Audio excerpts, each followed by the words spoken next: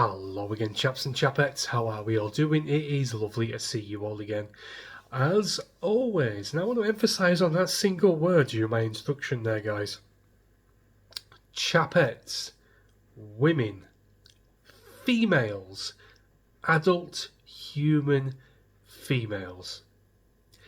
Someone came to me with a comment during my live stream last night, guys, and asked me my opinion on what the UK Supreme Court ruling meant, and asked me for my opinions on it. Now, at that time, I didn't read this story. I wasn't aware of it because I didn't spend much time on social media yesterday. But I woke up this morning at 5:10 in the AM, and I managed to breeze through an article by, please do forgive me, the BBC.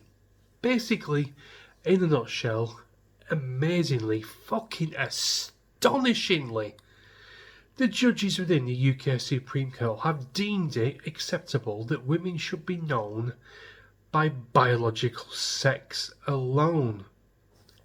Are we seeing the end to this fucking insanity that we have been living through for the past 10, 15, 20 years, where if you put on a glittery wig or you wear a skirt or you put on a frilly thong, you are deemed to be a woman? Are we finally seeing the end to this?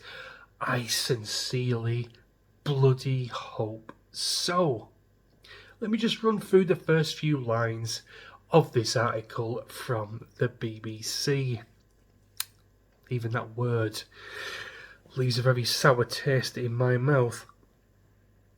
Judges at the UK Supreme Court have unanimously ruled that a woman is defined by biological sex under the Equalities Law. We have been saying this for so long, so why on God's green earth have we been made to feel bad about it?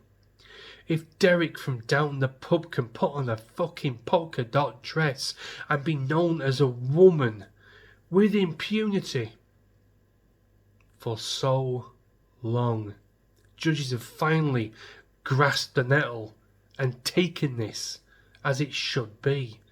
A woman is a biological human female.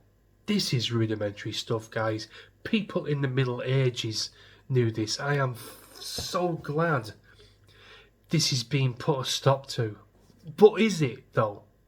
At the end of this little short sentence here, might make you question this. It marks the accumulation of a long-running legal battle which could have major implications for how sex-based rights apply across Scotland, England and Wales. The court sided with campaign group For Women Scotland, which brought a case against the Scottish Government arguing that sex-based protections should only apply to people that are born female. That's just general common sense to anyone who's even halfway to being sane. Although Judge Lord Hodge said the ruling should not be seen as a triumph of one side over the other, and stressed that the law still gives protection against discrimination to transgender people. Now this worries me ever so slightly. What exactly are these protections against discrimination against transgender people? Is it about them being beaten up in the street because of who they are? Then yes, I completely agree. If you want to walk around and wear a dress and wear a wig, then you knock yourself out. It's your life. You deal with the consequences. But if we are talking about men still entering women's spaces and still being a danger to women as a whole, then this is very worrisome. I don't know what this judge meant by that comment. I'm sure we'll find out in the due course of time. But at this present moment in time, I will take this as a win. I will take this as a win to strip down this bullshit agenda that has been thrown at us for so long now about pronouns and you will respect who I am and you will call me by this name and you will call me by that name. No, no, no. If you have got a twig and giggleberries between your legs, I will call you mate, bloke or fella. If you have got a foo-foo between your legs, I will call you love, sweetheart, or flower.